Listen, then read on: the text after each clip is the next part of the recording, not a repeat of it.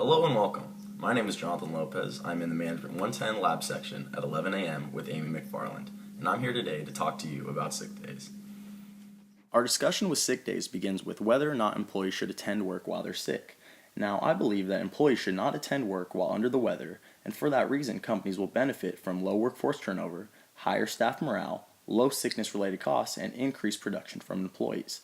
We're going to find this out by evaluating the current sick day laws, problems with not having sick days in certain industries, and then sick days in action.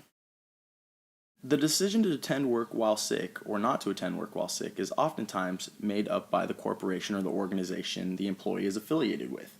That is why Senator Ted Kennedy in February 2007 was a large proponent of the Healthy Families Act. He was a large proponent because currently no federal law guarantees paid sick days, meaning that low-income working parents, about 41%, do not have any paid time off, no paid sick time, no paid vacation, and no paid personal days. Now that we understand that the decision to attend work while ill is oftentimes determined by individual workplace policies or team norms within an organization, what happens when sick days are not granted? Well, businesses that don't offer their workers paid sick days can make themselves more vulnerable to illness-related costs, bad publicity, and lawsuits. And in the year of 2009, a surge in the flu epidemic was based on foodborne outbreaks in restaurants and on cruise ships, determined by potentially not paid time off.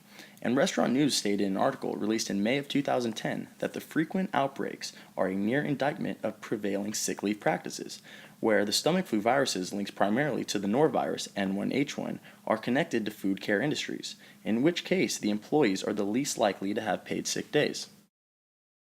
Personally, paid time off has provided large benefits for Smart & Final while working there as a service clerk in 2007. On one occasion, an employee showed with an active case of chickenpox. The manager at the time sent him home. 3 days later, once his sick days were gone, the employee reappeared, still contagious. Again, the employee was sent home.